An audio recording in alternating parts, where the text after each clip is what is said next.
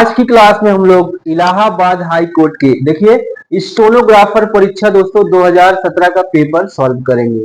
परीक्षा हुई थी 15 जुलाई 2017 को। एक चीज ध्यान दीजिएगा दोस्तों, हाई कोर्ट का जो एग्जाम का पैटर्न होता है दोस्तों सेम होता है। यहाँ पे देखिए व्याकरण हम लोग कर रहे हैं, बहुवचन का क्वेश्चन है, क्रिया से है, यहाँ पे देखिए पर्यायवाची है, विलोम है, तो इसका एक पैटर्न है। सभी टॉपिक से एक एक दो क्वेश्चन आ रहा है। तो आपको क्या करना है, इसी लेवल के प्रैक्टिस सेट, मॉक टेस्ट, इसी टॉपिक के प्रीवियस एग्जाम्स के बेहतर अच्छे क्वेश्चन हमें प्रैक्टिस करने पड़ेंगे। ठीक है, चलिए पूरा पेपर देखेंगे दोस्तों, बहुत लाजवाब है, शानदार है। ठीक है, पूरी क्लास आप देखिए, बहुत मजा आने वाला है। चलिए फर्स्ट क्वेश्चन देखिए, यहाँ पे कवि शब्द का बहुवचन। अगले क्वेश्चन से हम आपको आंसर नहीं दिखाएंगे, ठीक है, कोशिश करेंगे आप लोग अपने से जवाब दो।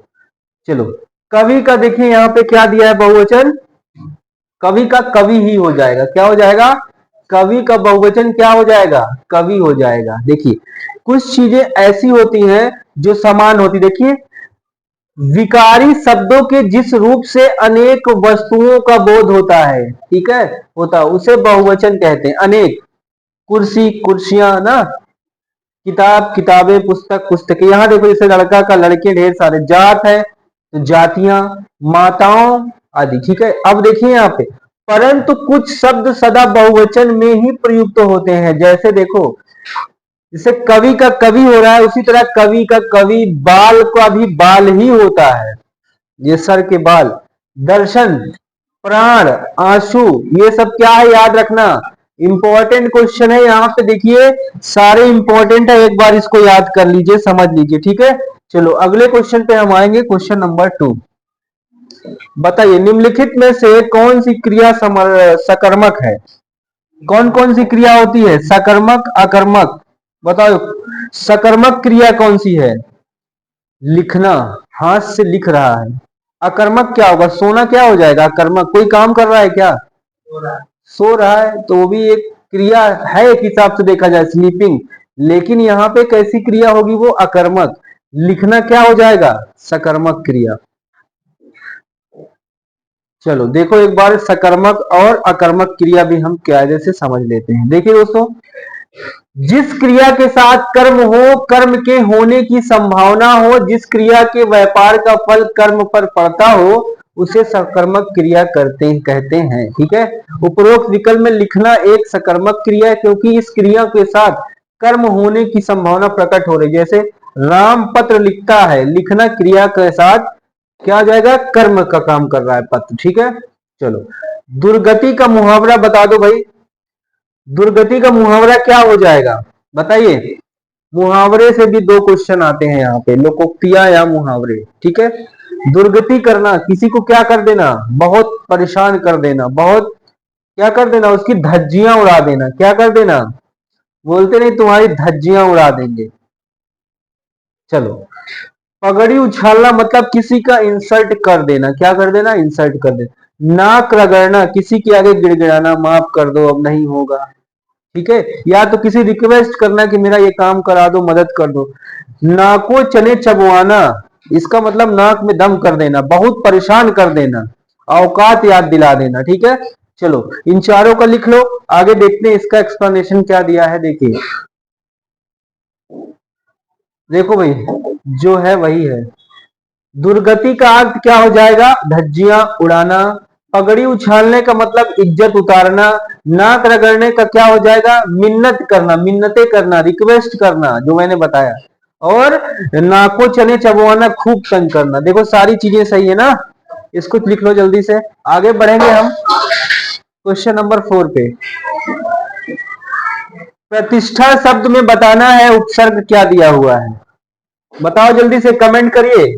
प्रतिष्ठा, देखिए प्रति धन इष्ठा ना, तो प्रति यहाँ पे जो लगा हुआ है आगे, उपसर्ग का मतलब शब्द के पहले जो लगता है पार्ट, तो यहाँ पे प्रति उपसर्ग हो जाएगा। आगे आइए, क्वेश्चन है नेक्स्ट हमारा, दर्शिका में बताना है कौन सा प्रत्यय होगा। प्रत्यय क्या होता है, पीछे लगता है, पीछे लगता है कि नहीं, वैज्ञानिक, इक प्रत्यय हो जाएगा। यहाँ पे दर्शिका में कौन सा प्रत्यय होगा, इका होगा, बड़ी ई का होगा, शिका होगा, आ होगा, बताओ। ई का, यस, ई का प्रत्यय यहाँ पे हो जाएगा। आइए एक्सप्लेनेशन पढ़ते हैं। देखिए यहाँ पे जैसे नायिका है, गायिका है, नायिका कौन होती है? No no no no no, गायिका होती है सिंगर, नायिका होती है एक्ट्रेस, कह सकते हो नायक। ठीक है, जैसे नायिका झांसी की रानी लक्ष्मीबाई, ठीक है, सुभाष चंद्र बोस नायक। तो देखिए यहाँ पे इका प्रत्यय आ रहा है, ठीक है। अच्छा है क्वेश्चन। चलो छठवें नंबर पे आ जाओ। हिंदी के बाद हम लोग जीके का पार्ट कर लेंगे, ठीक है। चलो भाई, कौन सा शब्द खर के लिए प्रयुक्त नहीं है? खर, इसका मतलब खर का पर्यायवाची नहीं है। देखो खर क्या होता है? नहीं है, जबकि दुष्ट, तिनका, एक राक्षस तथा गधा खर के अनेकार्थी शब्द हैं, ठीक है। ये सब क्या हो जाएंगे? देखो भैया, खर का यहाँ पे खरा जो है ये नहीं होगा, बाकी सब क्या हो जाएंगे? खर के एक हिसाब से इनसे जुड़े हुए शब्द हैं, इनके अनेकार्थी शब्द हो जाएंगे, ठीक है। खर का मतलब दुष्ट आदमी होता है, ठीक है। तिनका भी होता है, राक्षस भी होता है, मतलब खर आदमी है, खर, समझते हो खर। चलो पुत्री का प्रायवाची बताइए, पुत्री का प्रायवाची यहाँ पे नहीं है, पूछ रहा है। तो सी वाला देखिए, आत्मज लिखा है, आत्मजा होता तो हो जाता ये भी, ठीक है, लेकिन यहाँ पे ये ऑप्शन आपका सही हो जाएगा, आत्मज ये पुत्री का नहीं है प्रायवाची। आगे देखिए, पुत्री का प्रायवाची हम देखेंगे, एक बार आप लोग ध्यान पूर्वक पढ़ लीजिए, बार बार समय नहीं मिलेगा, ठीक है। परीक्षा के दिन बहुत निकट है, नवंबर के लास्ट 25 नवंबर से पहले स्टोनोग्राफर का पेपर हो जाएगा, गारंटी। फिर ग्रुप सी, ग्रुप डी, ठीक है, ड्राइवर, सब एक लगातार 1-2 दिन के अंतराल में हो जाएगा। पुत्री का देखिए आत्मज नहीं होगा, जबकि सुता, बेटी, दुहिता, पुत्री शब्द प्रायवाची है, ठीक है। देखिए प्रायवाची है पुत्री के, ये सब पढ़ लीजिए। पुत्री के अन्य प्रायवाची शब्द तनया, आत्मजा, नंदिनी, तनुजा, ये सब हो जाएगा। आत्मज यानी पुत्र हो जाएगा, क्या हो जाएगा? पुत्र हो जाएगा। पुत्र की प्रायवाची बेटा, सुत, तनय, नंदन, पूत, नंद। करना है कर लीजिए जल्दी से, एक हेडिंग डाल के लिख लिया करिए, ठीक है। अगला क्वेश्चन है हमारा, अनुग्रह शब्द का विलोम बताइए, जल्दी से बताइए, अनुग्रह का विलोम क्या हो जाएगा? क्या होगा विलोम? क्या होगा? विग्रह हो जाएगा। क्या हो जाएगा? विग्रह हो जाएगा, ठीक है।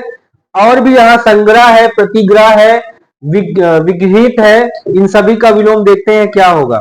देखिए चलो अगला क्वेश्चन है, कौन सा वाक्य अशुद्ध है? कौन सा वाक्य अशुद्ध है, इसका जवाब देना है, बताइए। वे वापिस लौट आए, वापिस क्या होता है भैया? वापिस कुछ नहीं होता, ठीक है। वापिस यहाँ पे गलत है, वापस होता है। तो सबसे पहले ये गलती यहां मिल गई।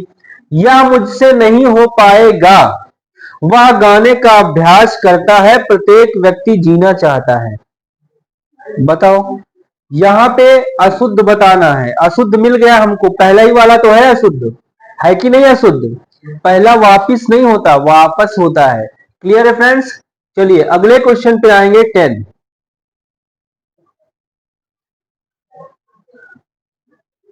10 नंबर का प्रश्न आपके सामने आ चुका है।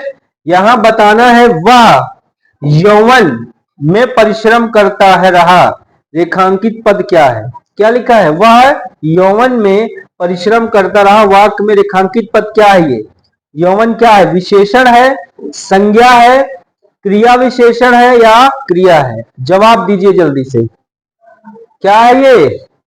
एक संज्ञा हो जाएगा, ऑप्शन बी आपका करेक्ट हो जाएगा, ठीक है। आगे आते हैं 11 नंबर के प्रश्न पे। एक बार अगर आपको पढ़ना है तो इसका स्क्रीनशॉट ले लीजिए, ठीक है, जल्दी से।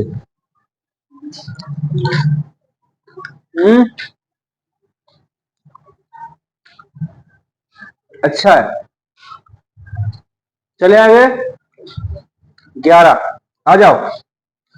वाक्यांशों के लिए एक शब्द बताना। देखिए क्वेश्चन क्या कह रहा है, जो ज्ञात इतिहास से पहले का हो।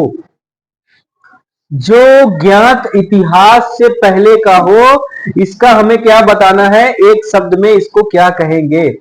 अच्छा क्वेश्चन है, इंपॉर्टेंट क्वेश्चन है दोस्तों, ठीक है, इंपॉर्टेंट है, वेरी इंपॉर्टेंट है। ऐसे क्वेश्चन आ जाते हैं तो बच्चे कंफ्यूज हो जाते हैं, थोड़ा सा अलग है, ठीक है। जो ज्ञात इतिहास से पहले का हो, अर्वाचीन कहेंगे उसको, प्रागैतिहासिक कहेंगे, इतिहास उत्तर कहेंगे, देखना ध्यान पूर्वक, प्राचीन कहेंगे। जवाब आपका चाहिए, बताइए क्या होगा। प्राचीन का मतलब कहां हो जाएगा बेटा, प्राचीन का मतलब पुराना होता है, क्या होगा, किसी को जवाब पता है। चलो देखो यहाँ पे, इतिहास के पहले का जो हो उसको क्या कहेंगे, प्राग ऐतिहासिक, प्राग ऐतिहासिक, ठीक है। जो ज्ञात इतिहास से पहले का हो, वाक्यांश के लिए क्या हो जाएगा यहाँ पे, प्राग ऐतिहासिक हो जाएगा, ठीक है। यानी बी ऑप्शन आपका सही था। मैं प्रतिदिन दूध पीता हूं, वाक्य का रेखांकित पद क्या है, यहाँ पे दूध क्या है बताओ, करण कारक है, कर्म कारक है, संप्रदान कारक है या संबंध कारक है। प्रतिदिन क्या पीता है वो, तो क्या हो जाएगा, कर्म, क्या हो जाएगा, कर्म कारक हो जाएगा। चलो आगे आ जाओ क्वेश्चन नंबर 2 पे, 13 पे। कुछ लोग इधर ही आ रहे हैं, वाक्य में रेखांकित अंश कौन सा विशेषण है, कुछ लोग बताओ बेटा, कुछ लोग यहाँ पे कौन सा विशेषण हो जाएगा जो शब्द रेखांकित है, अनिश्चित संख्यावाचक, निश्चित संख्यावाचक विशेषण, गुणवाचक विशेषण क्या कहोगे, या परिणामवाचक विशेषक। यहाँ पे क्या है, कुछ लोग, तो निश्चित है कि अनिश्चित है, क्या हो जाएगा बताइए, इसका जवाब क्या होगा, ए बी सी डी। यहाँ पे ऐसे क्वेश्चन मिलेंगे ये दोस्तों, ये ग्रामर के क्वेश्चन है, विशेषण के टाइप्स, विशेषण की परिभाषा, संज्ञा, सर्वनाम, ठीक है, सारी चीजें एक बार कायदे से आप किताब पढ़ लीजिए, ठीक है। तो यहाँ पे क्या हो जाएगा भैया, देखिए अनिश्चित, कुछ लोग, संख्या स्पष्ट नहीं है, ठीक है, इसलिए क्या हो जाएगा यहाँ पे अनिश्चित वाचक, ठीक है, अनिश्चित संख्यावाचक विशेषण हो जाएगा कुछ लोग। आगे आ जाओ, भाववाच्य बताना है कौन सा है, 14 नंबर का प्रश्न आपके सामने है, निम्नलिखित वाक्यों में भाववाच्य का उदाहरण कौन सा है, भाववाच्य कौन सा बताना है। अब चला जाए, अब चला जाए, पाठ पढ़ा, पानी पी लो, आओ देखें। अब चला जाए क्या होगा,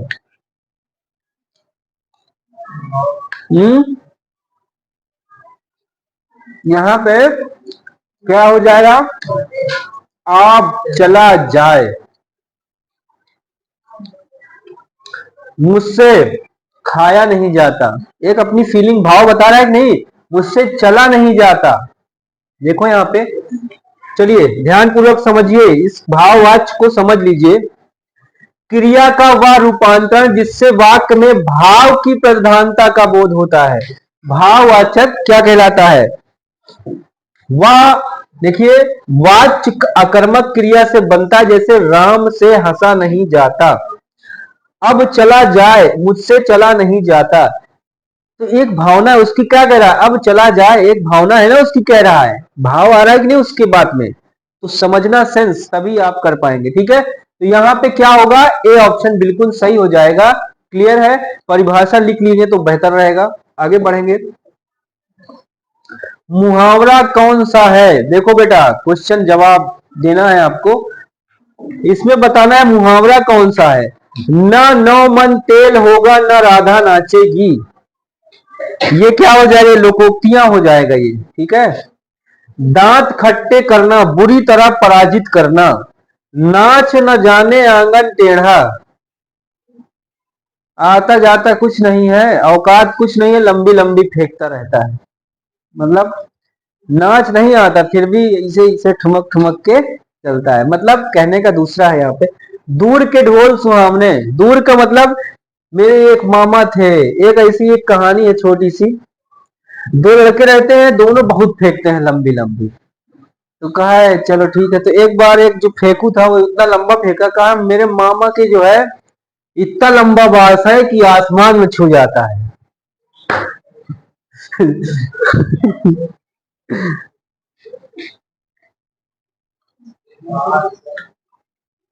आगे छोड़ो, चलो आगे।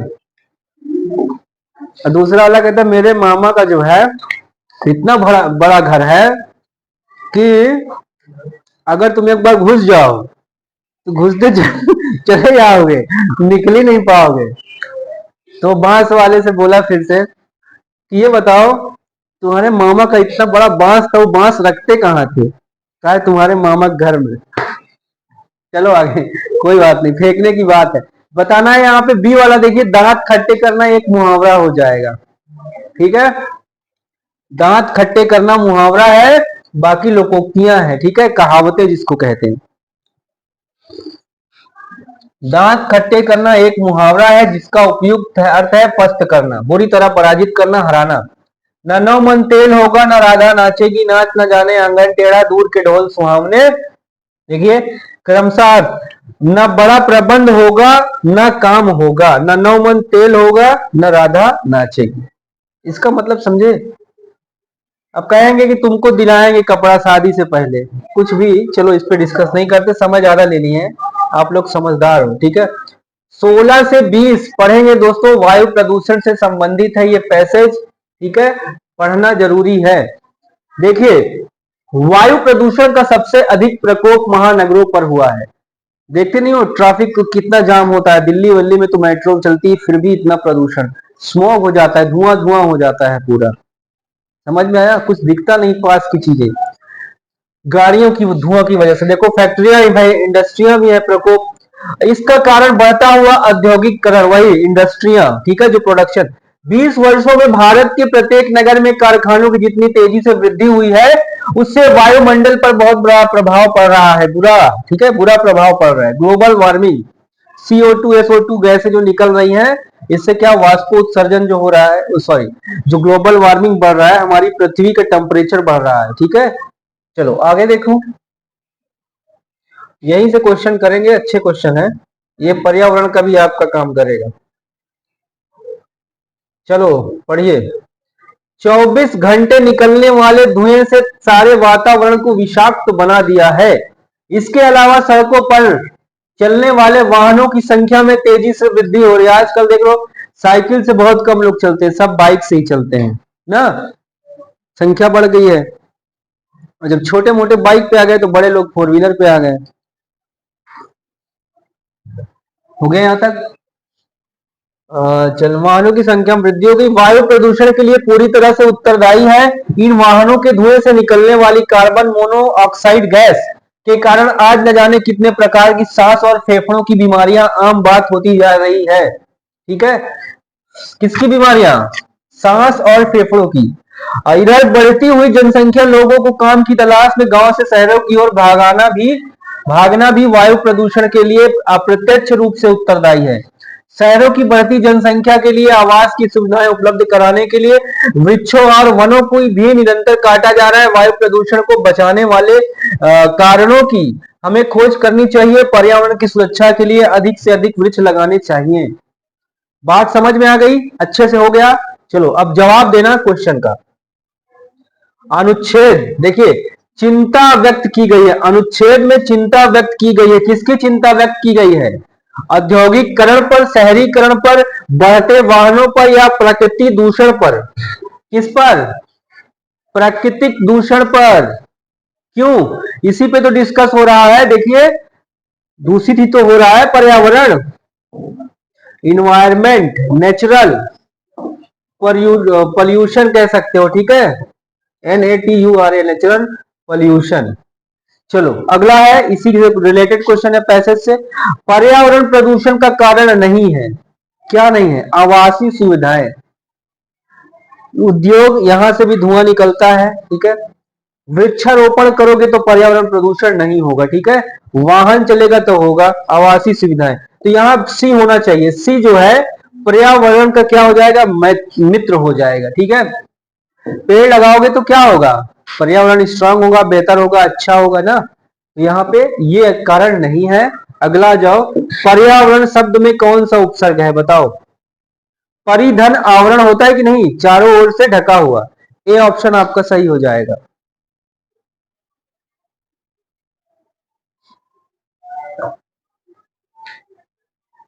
देखिए यहां पे पर्यावरण में उपसर्ग क्या हो जाएगा, परि हो जाएगा। क्या हो जाएगा, परिधन आवरण होता है। क्या होता है, परिधन आवरण, यानी चारों तरफ से ढका हुआ। ठीक है, ए ऑप्शन आपका सही हो जाएगा। अगले क्वेश्चन की तरफ बढ़ेंगे हम। पैसेज से ये भी है संबंधित, प्रदूषण से सर्वाधिक क्या प्रभावित होता है। बताओ, जहां पेड़ पौधे नहीं होंगे वहां ज्यादा प्रदूषण फैलेगा ना। पेड़ प्रदूषण पौधे क्या करते हैं कि जो प्रदूषित वायु होती है, गैस होती है, ठीक है, उसको अवशोषित कर लेती है, उसी को अपना भोजन बना लेती है। ठीक है, फोटोसिंथेसिस पढ़ा है ना आपने। तो यहाँ पे देखो, प्रदूषण सबसे ज्यादा क्या प्रभावित होता है, नगर प्रभावित होते हैं। क्या प्रभावित होते हैं, नगर। शहरों में देखते हो ना ज्यादा पेड़ पौधे, यहाँ गांव में देखो कि सबके दरवाजे पे पेड़ है, यहाँ चारों तरफ हरियाली है। शहरों में क्या है, बड़े बड़े पक्के मकान है, सड़कें हैं, इंडस्ट्रियां हैं, गाड़ियां चलती हैं, तो बहुत पॉल्यूशन यहाँ पे होता है। तो नगर सबसे ज्यादा प्रभावित होंगे। ठीक है, 20 पे आई, अधिक वृक्ष लगाने से बढ़ेगी, क्या बढ़ेगी, हरियाली। वातावरण शुद्ध होगा, क्या होगा, वातावरण शुद्ध होगा। 20 का क्या कर लोगे यहाँ पे, ऑप्शन नंबर सी सही हो जाएगा। 21 भी देखिए, पर्यावरण से संबंधित है, पैसेज से नहीं, ये तत्सम बताना है यहाँ पे। ठीक है, निम्नलिखित शब्दों में से तत्सम शब्द कौन सा है, कायर है, छेद है, कोयल है, या छत्र है। कोयल का तत्सम कोकिल होता है। क्या होता है, कोकिल। तो बताओ 21 का आंसर क्या हो जाएगा यहाँ पे, कोकिल वाला सही हो जाएगा क्या। चलो यहां देखो बेटा, सभी लोग ध्यान दो। दिए गए विकल्प में छत्र एक तत्सम शब्द है जिसका अर्थ छाता होता है। ठीक है, तद्भव में छत्र एक क्या है, तत्सम शब्द है, इसका छाता। कोयल एक तद्भव है। ठीक है, इसका तत्सम कोकिल होता है, जो मैंने बताया था। तद्भव सब छेद है, इसका छिद्र होता है। चलो इसमें तद्भव बताना। देखिए तत्सम तद्भव से भी 2 क्वेश्चन आ गए। ठीक है, पूरा ग्रामर कवर कर रहा है ये पेपर। आगे देखिए, कौन सा शब्द तद्भव है, आसरा है, अट्टालिका है, कृपा है, चक्र है। तद्भव क्या हो जाएगा, अट्टालिका क्या होता है, अट्टालिका किसी को पता है। आसरा यहाँ पे आपका तद्भव हो जाएगा। क्या हो जाएगा, तद्भव हो जाएगा।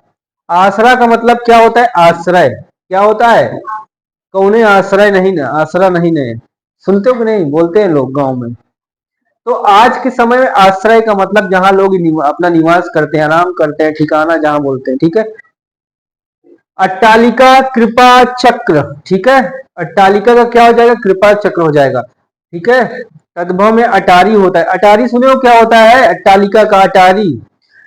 चढ़ गया ऊपर रे अटरिया पे बोले कबूतर रे, अटारी। अटारी क्या होता है, आगे देखो। चक्र का चौक, यहाँ पे तद्भव में चौक हो जाएगा। ठीक है, सारी चीजें क्लियर है। उच्छ्वास, उच्छ्वास क्या लिखा है, अच्छा क्वेश्चन है। उच्छ्वास शब्द का संधि विच्छेद करिए, क्या होगा, उत्धन श्वास हो जाएगा। क्या हो जाएगा, उत्धन श्वास। संधि विच्छेद करेंगे तो हो जाएगा। ठीक है, चलो अगले प्रश्न पे हम आएंगे, 24। इसके बाद हिंदी का फिनिश होगा, फिर जीके का सेक्शन करेंगे। 24 में देखिए, वर्तनी बताना है, शुद्ध कौन, कवित्री। कल एक क्वेश्चन हुआ था कवित्री, मैंने बताया था शुद्ध अशुद्ध में पूछ सकता है। देखिए यहाँ पे आया हुआ था डी वाला, यहाँ पे कवित्री, ये बिल्कुल सही लिखा है। ठीक है, बाकी ये गलत है, ए और सी भी गलत है। क्वेश्चन नंबर 25 है, शास्त्र प्रवीण शब्द का समास क्या होगा। देखिए शास्त्र प्रवीण, शास्त्र में प्रवीण, जैसे धनुष बाण में प्रवीण है, ठीक है, चलाने में। यहाँ पे क्या हो जाएगा, ये शास्त्र में प्रवीण, ये कौन सा समास हो जाएगा, अधिकरण तत्पुरुष समास हो जाएगा। तो यहाँ पे ऑप्शन में दिया है तत्पुरुष। ठीक है, द्वंद्व में जैसे सुख दुख, अव्ययी भाव में प्रतिकूल, यथाशक्ति वाले हो जाएंगे। ठीक है, चलेंगे आगे हम। अब देखिए भाग 2 में इंग्लिश है। ठीक है, इंग्लिश, इसके बाद जीके है। पहले जीके करते हैं, उसके बाद इंग्लिश करेंगे। ठीक है, थोड़ा सा मजा आएगा, जल्दी जल्दी करेंगे जीके।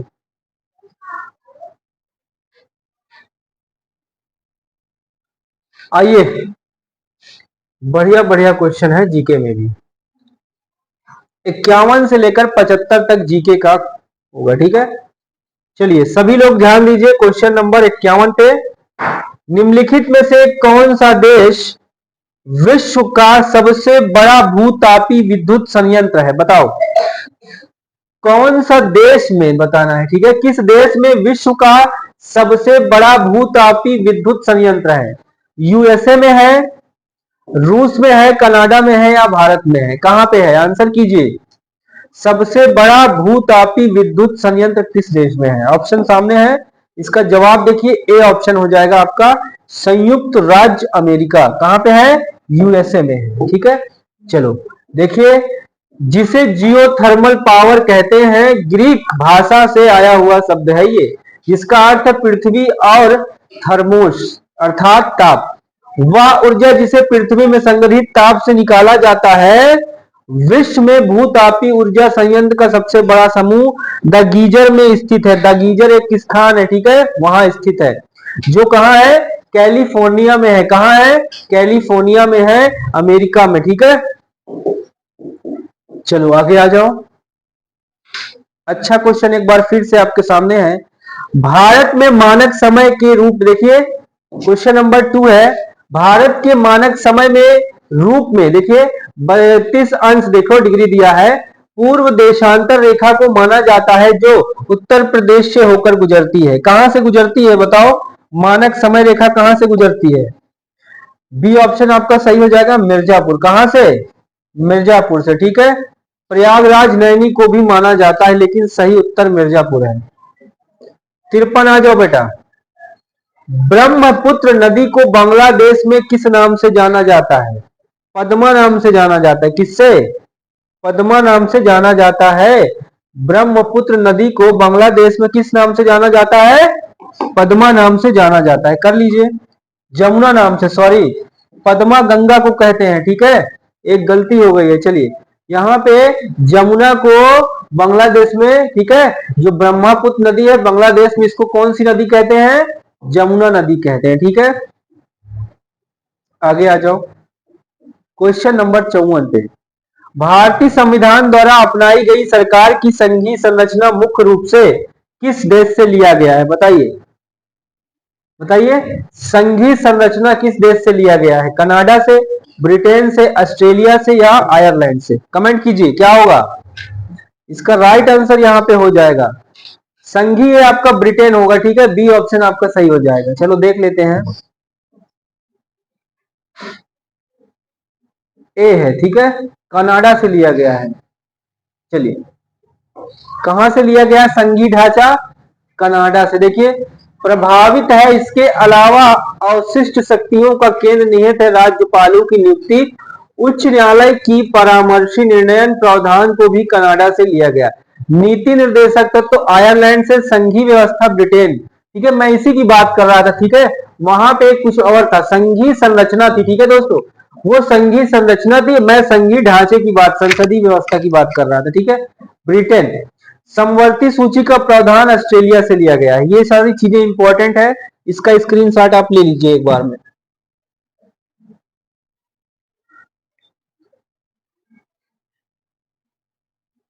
आगे आएंगे क्वेश्चन नंबर 55 पे। देखिए निम्नलिखित में से भारतीय संविधान का कौन सा अनुच्छेद प्रत्येक उच्च न्यायालय को रिट जारी करने की शक्ति देता है। अच्छा क्वेश्चन है, कौन सा अनुच्छेद है संविधान में जो हाई कोर्ट को रिट जारी करने का ताकत देता है, शक्ति देता है। अनुच्छेद 214, 227, अनुच्छेद 229, अनुच्छेद 226। इसका सही जवाब दोस्तों क्या होगा, कमेंट करिए क्या होगा। डी ऑप्शन यहाँ पे सही हो जाएगा, अनुच्छेद 226, ठीक है। थोड़ा सा एक्सप्लेनेशन इसका कर लेते हैं और चीजें भी क्लियर हो जाएंगी, ठीक है। चलो ध्यान पूर्वक देखो, भारतीय संविधान के अनुच्छेद 226 के अनुसार प्रत्येक उच्च न्यायालय को यह शक्ति प्राप्त है कि वह अपने कार्य क्षेत्र में संविधान में दिए गए मौलिक अधिकारों को लागू करने के लिए रिट जारी कर सकता है। रिट, ये रिट कितनी प्रकार की होती है, देखिए एक होती है बंदी प्रत्यक्षीकरण, ठीक है। इसमें क्या होता है, जैसे कोई आरोपी है, इसको मजिस्ट्रेट के सामने पेश किया जाता है, ठीक है, 24 घंटे के अंदर बंदी प्रत्यक्षीकरण, परमादेश, उत्प्रेरण या अधिकार पृच्छा प्रतिषेध, ये सारी चीजें हो जाएंगी रिट में अंदर, ठीक है। रिट कितने प्रकार के होते हैं? 5। कितनी प्रकार की रिट होती हैं? 5। संविधान में 11वां मूल कर्तव्य 86वीं संविधान संशोधन 2002 के तहत जोड़ा गया। इसमें शिक्षा का अधिकार है 86वीं में, ठीक है, शिक्षा से संबंधित अधिकार दिया गया है।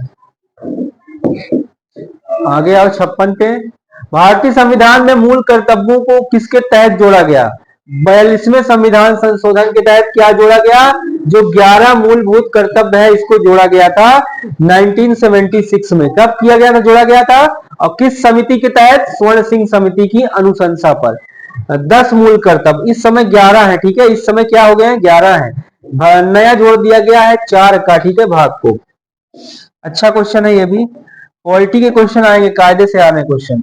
अधिकार, कर्तव्य, नीति निर्देशक सिद्धांत। चलिए, निम्नलिखित में से कौन सा देश दोहरी नागरिकता की अनुमति देता है?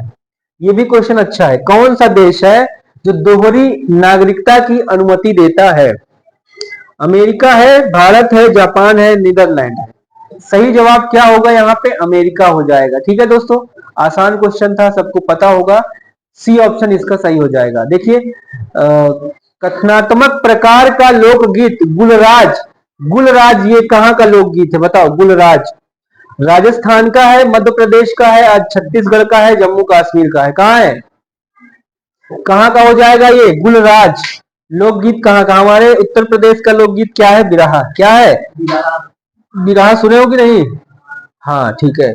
देखिए यहाँ पे ये जो गुलराज वाला लोकगीत है, इसमें क्या होता क्या है एक्चुअली? लोकगीत प्राचीन परंपराओं, रीति रिवाजों, धार्मिक सामाजिक जीवन की संस्कृति का घोतक होता है। जैसे क्षेत्रों के विभिन्न लोकगीत, देखिए जैसे राजस्थानी लोकगीत, ब्रज के लोकगीत, छत्तीसगढ़ी लोकगीत। गुलराज कहाँ का है? जम्मू कश्मीर का है। कहाँ का है? जम्मू कश्मीर का लोकगीत है क्या है? गुलराज, याद रखना। और भी चीजें हमें क्लियर हो गई। 59 देखिए, नर्तकी कथक की प्रसिद्ध प्रतिपादक कौन है? बताओ, नर्तकी कथक की प्रसिद्ध प्रतिपादक कौन है? किरण सहगल, सोनल मानसिंह, सितारा देवी, गीता चंदन। बताओ, नर्तकी कथक में कौन टॉप पे है? सितारा देवी। कौन? सितारा देवी। सितारा देवी को जानते हो? क्या है ये? एक कथक नर्तकी है। देखिए 1969 में संगीत नाटक अकादमी सम्मान, 1975 में पद्म श्री, 1994 कालिदास सम्मान से सम्मानित किया गया। 25 नवंबर 2015 को इनकी मृत्यु हो गई। तो सितारा देवी को याद रखना, कथक की नंबर 1 की क्या थी? नर्तकी थी। चलिए 60 नंबर का क्वेश्चन देखिए अब। प्रसिद्ध हिंदी नाटक ध्रुव स्वामिनी के लेखक कौन है? आंसर दिख गया, जयशंकर प्रसाद। कौन है ध्रुव स्वामिनी के लेखक? जयशंकर प्रसाद।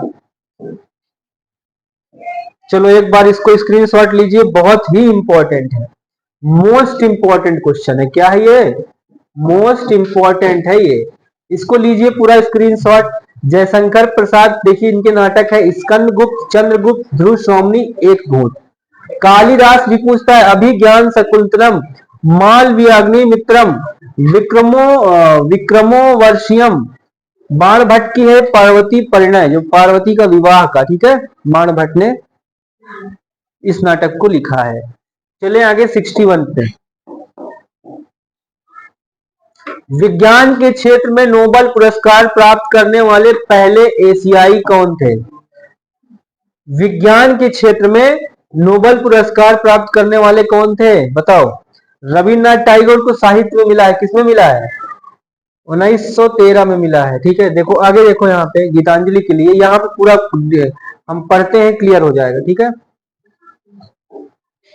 ये नोबेल प्राइज के क्वेश्चन आ रहे हैं, काफी आ रहे हैं, ठीक है, पूछे जा रहे हैं। नोबेल पुरस्कार देखिए यहाँ पे सीवी रमन हो जाएगा, ठीक है। सीवी रमन को विज्ञान के क्षेत्र में नोबेल पुरस्कार कब मिला है?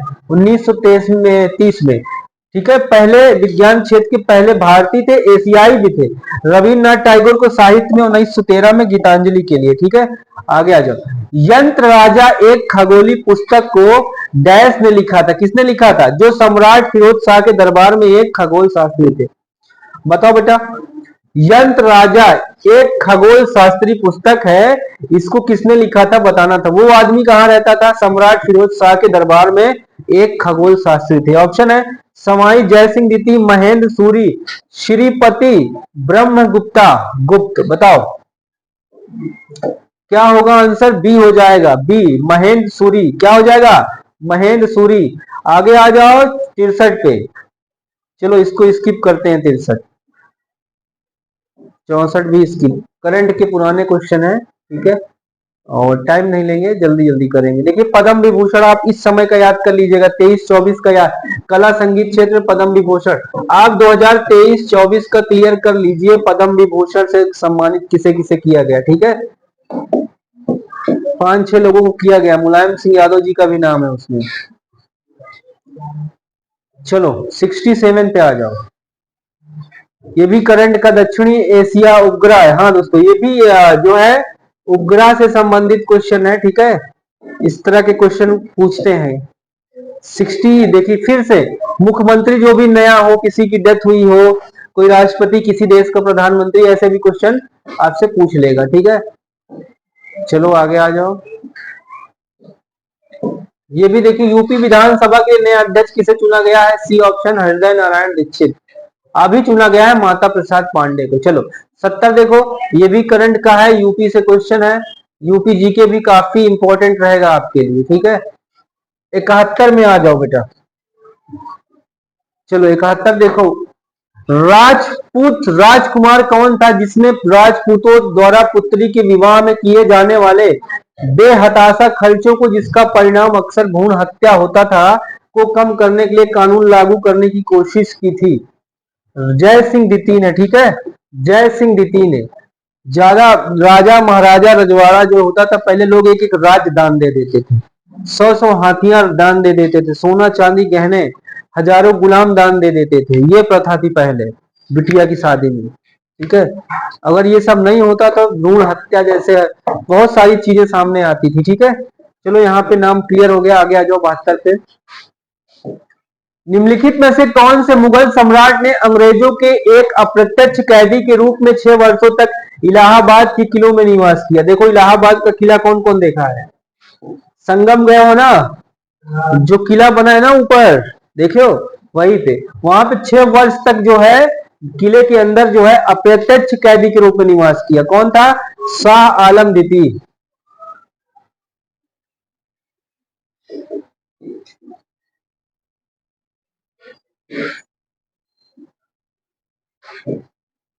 अठारहवीं सदी के दौरान पंजाबी में प्रसिद्ध रूमानी महाकाव्य हीर रांझा किसके द्वारा लिखा गया। हीर रांझा बहुत अच्छी लव स्टोरी है ये। हीर एक था, रांझा था। हीर लड़की थी, लड़का कौन था, रांझा था। हीर रांझा लैला मजनू, सुने हो। चलो इसका जवाब आपको देना, हीर रांझा एक पंजाबी प्रसिद्ध रूमानी महाकाव्य है।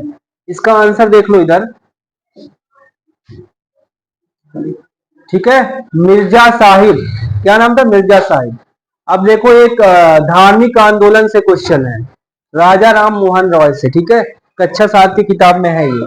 यहाँ पे देखो क्या पूछा है, 1839 में राजा राम मोहन राय के विचारों में प्रचारित करने के लिए किसने तत्वबोधिनी सभा का स्थापना की। इन्होंने दोस्तों, जो आप सुने होंगे सती प्रथा, ठीक है, पहले क्या होता था सती प्रथा में, महिलाओं की, जैसे उसके हस्बैंड एक्सपायर कर गया, ठीक है, डेथ हो जाती थी, तो महिलाओं को भी जीने का अधिकार नहीं था, उसी जलती हुई चिता में उसे भी क्या है, जला दिया जाता था। तो जब अंग्रेज आए, ये एक कुप्रथा थी, ठीक है, उसका कोई मतलब दोष नहीं होता, ठीक है, फिर भी उसे जला दिया जाता। तो अंग्रेजों ने जो है, अंग्रेजों से बातचीत करके राजा राम मोहन राय ने एक अभियान चलाया, लोगों को समझाया, जागरूक किया, ठीक है, किसी का जीवन, किसी का हक, अधिकार, जीने की जो चीजें हैं, इससे हमारा अधिकार नहीं है, ठीक है। चलो इसको देखो आगे यहाँ पे।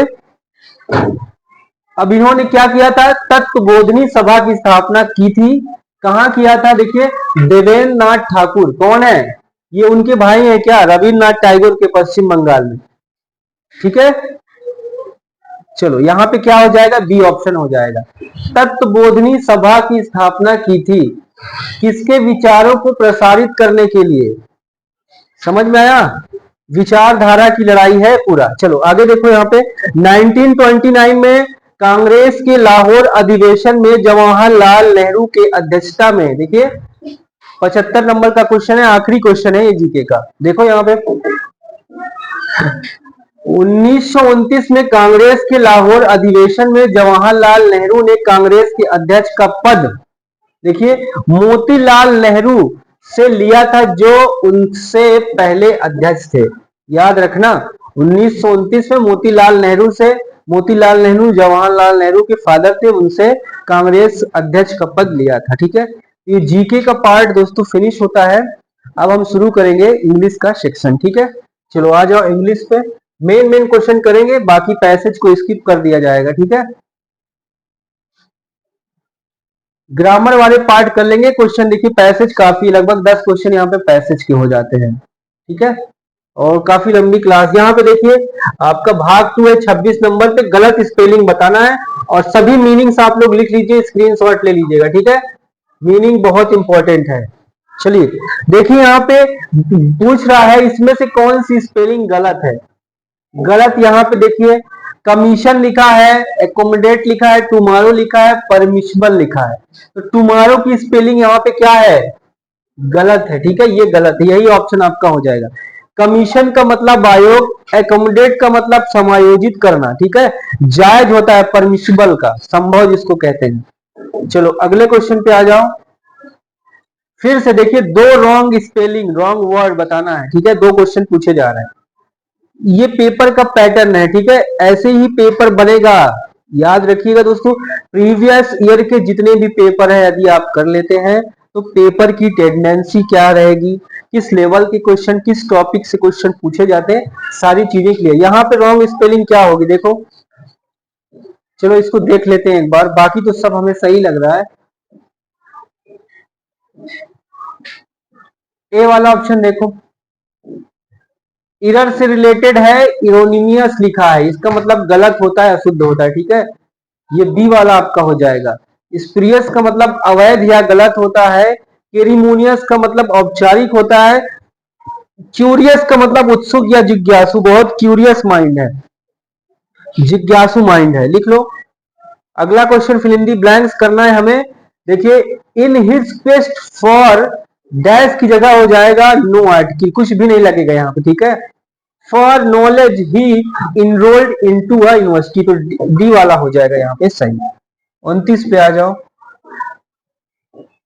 Choose the option fill in the blanks, फिर से फिल इन द ब्लैंक्स करना है। ठीक है, देखिए Rajat does not like his job but stay as it.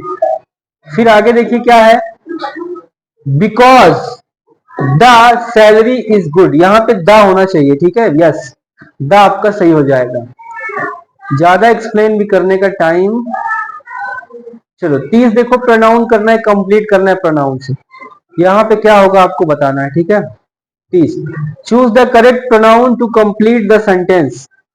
क्या करना है, करेक्ट प्रोनाउन को सेलेक्ट करना है इस फिल इन द ब्लैंक्स को कंप्लीट करने के लिए।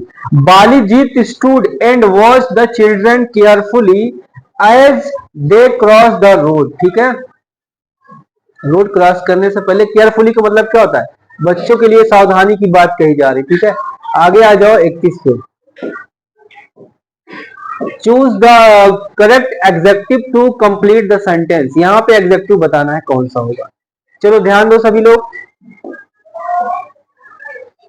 हर स्टूडेंट गिफ्टेड हर आ, अब यहाँ पे क्या होगा ये बताना है, बताओ एडजेक्टिव कौन सा सही होगा, ए बी सी डी क्या हो जाएगा। स्मॉल विद्री ब्लैक, ब्लैक इनलेट, चलो देखते हैं इसका आंसर क्या होगा, 31 का ऑप्शन क्या होगा, सी हो जाएगा, स्मॉल ब्लैक इनलेट हो जाएगा। ठीक है, फिर से देखिए वर्ब यहाँ पे फिल करना है, क्या करना है verb. The mechanic dash the engine yet when we called him last Saturday, the mechanic had not fix the engine, यहाँ पे क्या होना चाहिए, सी होना चाहिए, बिल्कुल सही है। ठीक है, हैड नॉट की बात हो जाएगी। ठीक है, ये पास्ट परफेक्ट टेंस हो जाएगा। ठीक है, भूतकाल का। ये क्या लिखा है, लास्ट सैटरडे, बीती हुई बात कहा जा रहा है। ठीक है, ऐसे हमें जो हेल्पिंग वर्ब होगा मेन वर्ब होगा, उससे चीजों को समझनी है, ठीक है। ऑब्जेक्ट सब्जेक्ट सारी चीजें देखनी है, वर्ब का फॉर्म भी देखना है। दोस्तों यहाँ पे आपको ग्रामर स्ट्रॉन्ग करना होगा, ठीक है। ग्रामर में आपका टेंस और वर्ब बहुत इंपॉर्टेंट है। यहाँ पे सब्जेक्ट ऑब्जेक्ट और वर्ब, ठीक है, तीनों चीजों का मिश्रण होता है, उसका फॉर्म्स देखना पड़ेगा, तभी हमें ये समझ में आएगा। देखिए अगला क्वेश्चन है, हो चुका ये, चलो देखिए, those customers are by far the most demanding we have ever had. क्या है, मतलब जो कस्टमर्स के लिए के द्वारा इसकी बहुत ज्यादा क्या, डिमांड का मतलब क्या होता है, मांग, क्या होता है, मांग। तो बाई फॉर हो जाएगा यहाँ पे, ठीक है। आगे इसका देखिए, वे ग्राहक जो कुछ भी हमारे पास था उससे कहीं अधिक मांग कर रहे हैं, मतलब जितना हमारे पास माल था, ठीक है, उससे ज्यादा डिमांड हो रही। जब डिमांड ज्यादा होती है तो क्या होता है, रेट बढ़ जाता है कि नहीं। जब प्रोडक्ट कम पड़ जाएगा तो क्या होता है, डिमांड बढ़ जाती है, ये चीज याद रखना। आगे आ जाओ, 34 पे आ जाओ। The organization is dedicated to ending poverty. भैया एंडिंग पॉवर्टी का मतलब गरीबी को खत्म करने की, जो संगठन है किस लिए समर्पित है ये, टू एंड का मतलब गरीबी को खत्म करने के लिए ये जो संगठन है समर्पित है, ठीक है, यहाँ पे इसका अर्थ हो जाएगा। 35 में देखिए, the punk movement in the 1970s broad, यहाँ पे क्या हो जाएगा, अबाउट होना चाहिए, ठीक है। चलो देख लेते हैं एक बार, 36 पे आ जाओ। देखो सीक्वेंस में यहाँ पे सेंटेंस को करना है, सीक्वेंस में कैसे होगा, PQRS। इधर देखिए सभी लोग, बी वाला ऑप्शन देखिए, तभी इस सेंटेंस का सही मतलब हम निकाल पाएंगे, ठीक है। ये पार्ट जो वाक्य का पार्ट है, अंश है, इधर उधर में है, इसको हमें सीक्वेंस में क्या करना है, अरेंज करना है। तो देखिए सबसे पहले क्या होगा, Q, although a great scientist Einstein was, फिर क्या होगा, आर, वीक इन अर्थमेटिक। देखिए आइंस्टीन जो विज्ञान के वैज्ञानिक थे, वो मैथ में बहुत कमजोर थे। Right from his school days, अपने स्कूल के समय में आइंस्टीन जो थे मैथ में क्या थे, बहुत वीक थे। कहां लिखा, ग्रेट, वीक इन अर्थमेटिक, अंकगणित में कमजोर थे। किसमें कमजोर थे, तो मैथ में कमजोर थे, लेकिन साइंस में उन्होंने कमाल कर दिया। आज इतिहास में उनका नाम लोग याद करते हैं, आइंस्टीन। चले आगे, फिर से सेम क्वेश्चन है, इसका आंसर भी, क्वेश्चन भी आप देख लीजिए, स्क्रीनशॉट ले लीजिए, ठीक है। चलो आगे आ जाएंगे, फिर से देखिए, आई थिंक ये देखो यहाँ पे 38 में क्या दिया है, चार हिस्सा दिया है, चार पार्ट दिया है सेंटेंस का, ठीक है। इसमें हमें चुनना है कि कौन सा अंश, कौन सा हिस्सा इस वाक्य का गलत है, करेक्ट है। करेक्ट बताना है, क्या बताना है यहाँ पे, करेक्ट बताना है, गलत नहीं बताना है। देखिए यहाँ पे निर्देश दिया है क्वेश्चन में, अब देखिए इसका अर्थ क्या होगा, इफ सी विल गो, यदि वह जाएगी, to the university next year, we will have the house completely ours. चलो इसमें कौन सा हिस्सा गलत है ये बताना है, कमेंट करिए। ए वाला यहां से यहां तक है, इफ सी विल गो, यदि वो जाएगी, to the university next year, अगले साल विश्वविद्यालय। तीसरा पार्ट है, we will have to house, ठीक है, कंप्लीटली टू आवर सेल्फ। चलो इसका हम देखते हैं क्या हो जाएगा, कौन सा पार्ट गलत होगा, ए वाला गलत। इफ सी विल गो, यहां पे विल नहीं होगा, क्या विल नहीं होगा, सैल होगा, क्या सैल, सैल या विल, यहां we will have to the house, ठीक है। काफी लंबा ग्रामर है ये, फिर से सेम है, ठीक है। चलो इसको बढ़ा दें, ऐसे जा रहा है 40 से 50। देखो, if you enjoy watching movies, crime shows on TV, you know the fingerprint play a large role in identifying people. You might the surprise find out using fingerprints for identification, not a new science. In fact, it is very old, dating back at least 1885। देखिए आज के समय में जो है crime देख रहे हो, तुम समझ नहीं पाओगे, बड़े बड़े महानगर में जाओगे, देखोगे सब दूर के लोग हैं, आपस के नहीं होते, कोई दिल्ली बंबई, कुछ पता नहीं चलता कौन क्या काम कर रहा है, क्या करता है, कहाँ जुड़ा हुआ है। क्या प्लानिंग है, वहां लोगों के पास टाइम बिल्कुल नहीं है। सुबह उठेंगे, अपना काम धाम, नहाएंगे, खाएंगे, नाश्ता करेंगे, डायरेक्ट फैक्ट्री, कंपनी भागेंगे। सभी लोग वहां पे व्यस्त है, ठीक है। चलो इसको स्किप करते हैं। 45 के आगे आप आ जाओ, देखो 45 पे आ जाओ। यहाँ पे सिनोनिम्स पूछा जा रहा है, सिनोनिम्स यानी पर्यायवाची, ठीक है। देखिए सिनोनिम्स पूछ रहा है कर्ब का। कर्ब का मतलब क्या होता है, रिस्ट्रिक्ट होता है। क्या होता है, रिस्ट्रिक्ट। इसका मतलब रिस्ट्रिक्ट का मतलब सीमित करना, क्या करना, सीमित कर देना, प्रतिबंधित, बाधित करना, ये होता है। स्टॉप का मतलब रोकना, इंक्रीज का मतलब बढ़ाना, पैसा इंक्रीज करना, सैलरी इंक्रीज करना। अलाउ का मतलब क्या होता है, आज्ञा देना, क्या होता है, परमिशन देना। फिर से देखिए एक सिनोनिम्स करना है प्रिकेरियस का। प्रिकेरियस का मतलब होता है खतरनाक। क्या होता है, खतरनाक होता है, डेंजरस जिसको कहते हैं। लिख लीजिए इसको, प्रिकेरियस का मतलब होता है डेंजरस। यहां देखिए खतरनाक। अनस्टेबल का मतलब होता है अस्थायी, जो एक जगह ना रुकता हो। क्या हो, जो एक जगह स्थिर ना रहता, उसको अनस्टेबल बोलते हैं। फ्रिगाइल का मतलब होता है नाजुक। हैवी का मतलब होता है बहुत भारी या वजनदार। हैवी का मतलब भारी या वजनदार। इसको भी राइट डाउन कर लीजिए। एक बार देखो फिर से 47 पे एंटोनिम्स पूछा जा रहा है। क्या, एंटोनिम्स। एंटोनिम्स का मतलब होता है विलोम। इसका उल्टा बताना है। क्या बताना है, इसका विलोम बताना है। रिडुनेंट का मतलब क्या होगा, इसका रिडुनेंट का उल्टा बताना है। रिडुनेंट का मतलब होता है अनावश्यक, फालतू बकबकाना जिसको कहते हैं। समझ में आया। बिना बोले अगर काम हो जाए तो हमें बोलने की क्या आवश्यकता है। अब देखो इसका अनावश्यक का क्या हो जाएगा, इसेंशियल होगा। क्या होगा, इसेंशियल। इसेंशियल का मतलब होता है मूलभूत, आवश्यक, बहुत ज्यादा इंपॉर्टेंट हो, बहुत ज्यादा कंपलसरी हो, उसको इसेंशियल का मतलब उस चीज में ये इन्वॉल्व है। अननेसेसरी का मतलब अनावश्यक, नेसेसरी मतलब बहुत जरूरी। इंपॉर्टेंट अलग है, इंपॉर्टेंट का मतलब होता है महत्वपूर्ण, ठीक है। लेकिन नेसेसरी मतलब कोई एक्टिविटी की बात होगी कि ये काम बहुत जरूरी है, ठीक है। तो चलो आगे हम बढ़ेंगे। देखो इंपॉर्टेंट भी इसी के साथ दे दिया है। इंपॉर्टेंट का मतलब क्या होगा, महत्वपूर्ण हो जाएगा। सारे शब्द इंपॉर्टेंट है, एक बार लिख लीजिए इसको। 48 पे आ जाइए। एंटोनिम्स बताना, फ्यूरियस, फास्ट एंड फ्यूरियस। सुना है, फास्ट एंड फ्यूरियस एक मूवी है हॉलीवुड की, देखिएगा।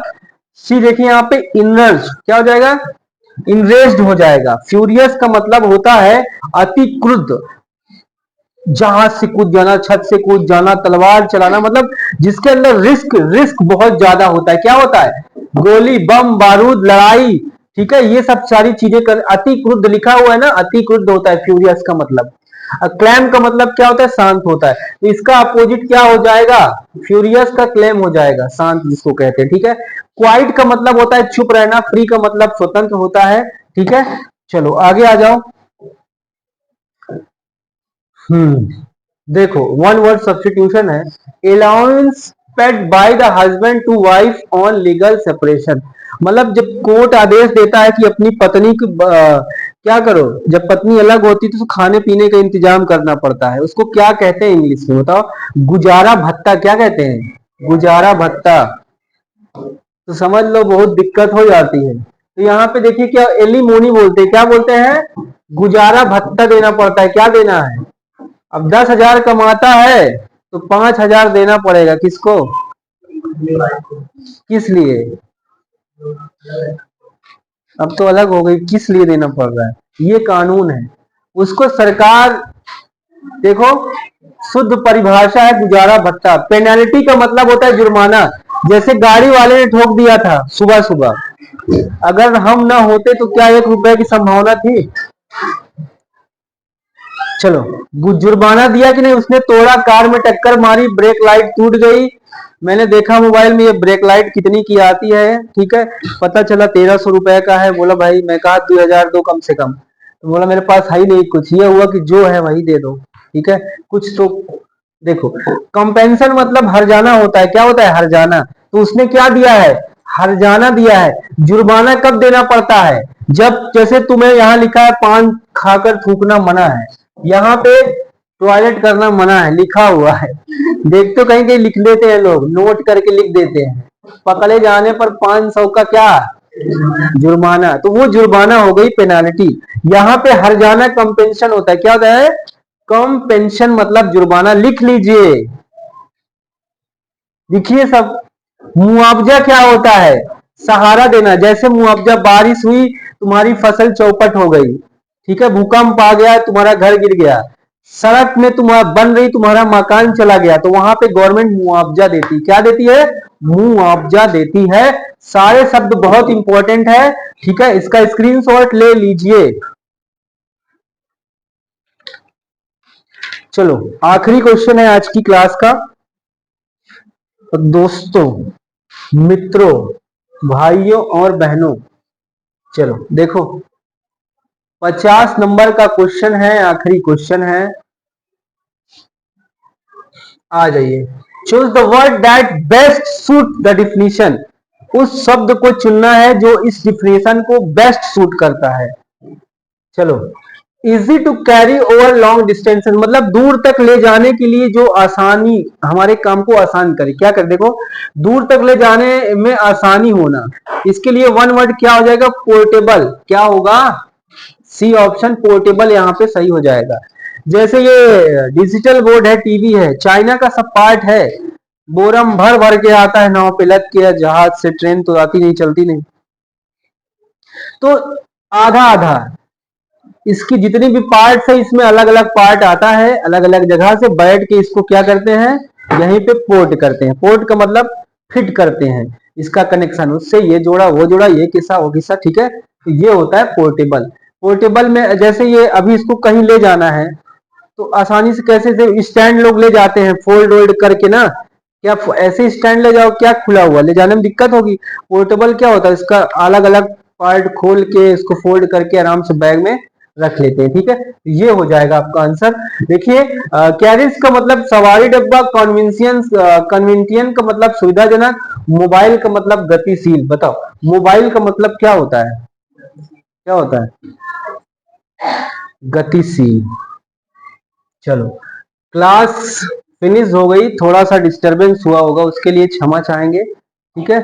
और माइक दोस्तों मैं चेंज करने वाला हूं, इसमें मुझे पता है आवाज थोड़ा क्लियरिटी नहीं रहती है, ठीक है। और ये आज तीसरा प्रैक्टिस सेट था, ठीक है। और जितने भी हैं दोस्तों प्रीवियस एग्जाम्स के पेपर, सारे पेपर हम दोस्तों एक हफ्ते के अंदर करा देंगे, ठीक है। पेपर का पैटर्न समझिए आप। मैं आपको एक बार पैटर्न मैथ का दिखा दे रहा हूं दोस्तों। एलजेब्रा के क्वेश्चन 3 से 4 आ रहे हैं, ट्रिग्नोमेट्री के 2-3 क्वेश्चन आ रहे हैं, ग्रुप सी की बात कर रहा हूं। अर्थमेटिक आपका कार्य, समय, दूरी, प्रॉफिट एंड लॉस, परसेंटेज के 2-3 क्वेश्चन, एवरेज के, ठीक है, नंबर सिस्टम के 1-2 क्वेश्चन, रेशियो के, तो काफी अच्छा है। देखिए सब एलजेब्रा का क्वेश्चन है, देखिए एलजेब्रा का क्वेश्चन आ रहा है। पेपर का लेवल देखिए, ट्रेन, दूरी मैंने बताया था, दूरी चाल का, ये भी देखिए दूरी चाल का, समय, दूरी चाल के क्वेश्चन काफी आ रहे हैं यहाँ पे। समय और कार्य का, एक पुरुष एक काम को 12 दिन में देखते चलिए। ये देखिए प्रॉफिट एसआई का, सीआई एसआई, चक्रवृद्धि ब्याज। देखिए मिश्रण का सवाल है, ये मिक्सचर का। ये देखिए राशि, परसेंटेज, चक्रवृद्धि ब्याज का। ये देखिए ये भी गुणनखंड है, ये भी अलजेब्रा का है। प्रॉफिट लॉस का क्वेश्चन है, समझिए बस पेपर का लेवल आप समझिए, उसी टॉपिक को क्लियर करिए। 50-50 क्वेश्चन हो जाएगा अगर तैयार, तो ये चैप्टर 10 से 12 चैप्टर है मैथ्स में। आपको दोस्तों मैथ से ही कंपटीशन में आपको सिलेक्शन दिलाएगी। जिनका मैथ स्ट्रांग है वही बच्चे ये जॉब, ये नौकरी ले पाएंगे। देखिए हिंदी और इंग्लिश में आपको 25 में से 20 प्लस लाना। हिंदी में तो 25 में 25 प्रयास करिए। इंग्लिश मैं मानता हूं 1-2 क्वेश्चन इधर उधर हो जाए, लेकिन 20 प्लस इंग्लिश में करिए। जीके जीएस कितना भी स्ट्रांग होगा बच्चा, 2-4 क्वेश्चन गलत हो, 20 का टारगेट रखिए जीके जीएस में। मैथ में 25 में आप 15 प्लस लाइए, अगर सिलेक्शन लेना है तो 20 तक पहुंचाइए किसी तरह से, ठीक है, तभी आपका सिलेक्शन होगा। ग्रुप सी की बात कर रहा हूं मैं, ठीक है। देखिए रेशियो का सवाल है, कुछ भी छिपा नहीं है दोस्तों, कुछ भी। सारे प्रीवियस एग्जाम के पेपर देखिए, आप ईयर वाइज एक चार्ट बना लीजिए। मैं आपको एक एनालिसिस करके स्ट्रेटजी का क्लास रखूंगा दोस्तों, उसमें बताऊंगा कि सिलेबस के अकॉर्डिंग किस टॉपिक से कितने क्वेश्चन पूछे जा रहे हैं पेपर में। अब पेपर जितने में दोस्तों मैं देख रहा हूँ, 5-6 साल का लगातार का पेपर मैंने देख लिया है, सारे टॉपिक, सारे सीक्वेंस, सारे पैटर्न पेपर के सेम है। ठीक है, ग्रामर अच्छा खासा इंग्लिश में भी पूछ रहा है, हिंदी में पूछ रहा है, जीके जीएस में पॉलिटी के 3-4 क्वेश्चन आ रहे हैं, हिस्ट्री के 2-3 आ रहे हैं, ज्योग्राफी के 3-4 आ रहे हैं, इकोनॉमिक्स के 2-3 आ रहे हैं, करंट अफेयर 3 से 4 आ रहे हैं। ठीक है, साइंस में सब मिला लो तो 4-5 क्वेश्चन साइंस के हो जा रहे हैं, इन्वायरमेंट के भी क्वेश्चन है। तो आप लोग पेपर का पैटर्न देखिए, प्रीवियस एग्जाम्स के सारे पेपर हल कर लीजिए। इसका जो एक्सप्लेनेशन है दोस्तों, रूल्स, इसके जो पैटर्न है, सारी चीजें आपकी क्लियर हो जाएगी। ठीक है, आई थिंक ये जो चीजें हैं मैं स्पेशल आपको बताऊंगा एक बार प्लानिंग करके। ठीक है, तो ये क्लास हम एंड करते हैं दोस्तों। क्लास कैसी लगी कमेंट करके जरूर बताइएगा।